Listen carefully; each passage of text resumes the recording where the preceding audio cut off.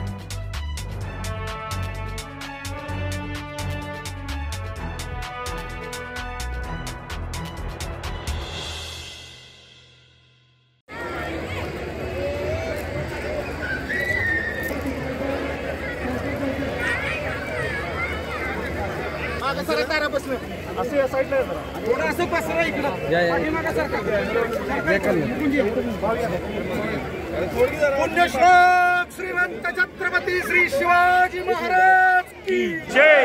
जय श्रीराम। जय श्रीराम। हर हर महादेव। हर हर महादेव। भारत माता की जय। भारत माता की जय। भारत माता की जय। जय श्रीराम। जय श्रीराम।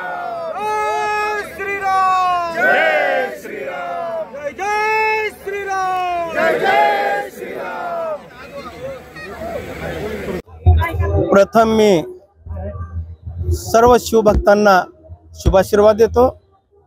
आज या ठिकाणी या पवित्र अशा संगमावर जो हा कार्यक्रम त्रिपुरासुरांचा वधाचा कार्यक्रम झाला आणि दीपोत्सवाचाही कार्यक्रम इथे पार पडलेला आहे आणि यामध्ये सर्व युवकांना पण आशीर्वाद देतो। आणि इथं हा जो कार्यक्रम आहे या पवित्र ठिकाणी जिथं शाहू महाराजांची समाधी आहे, जिथं तारामातांचीही समाधी आहे, अशा या पवित्र क्षेत्राला आपण प्रथम वंदन करूया।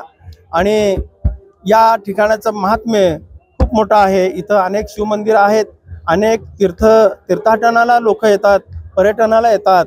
अशा पवित्र भूमीमध्ये आज या कलियुगामध्ये सुद्धा असुरावर विजय मिळवण्यासाठी सुरांनी जो आज कार्य करायची जबाबदारी युवकावर आहे, तर युवकांनी पार पडावा आणि ते जाग राहावं आणि पुनर्पुनर हा कार्यक्रम होत राहावा आणि आजचा आपला युवक हा उभं राहावा आणि संघटन युवकांचा व्हावा आणि म्हणून हा कार्यक्रम इथल्या आयोजकांनी घेतलेला आहे। त्या आयोजकांना पण मी आशीर्वाद देतो। ही काळाची गरज आहे, कारण आपलं हिंदू संघटन नाही आहे। हिंदू एकत्र झाला तर देशावर राज्य आपण करू शकतो आणि आपलं परत गेलेलं राज्य जे आहे ते परत आपण मिळवू शकतो, एवढं सामर्थ्य आपल्या युवकामध्ये आहे।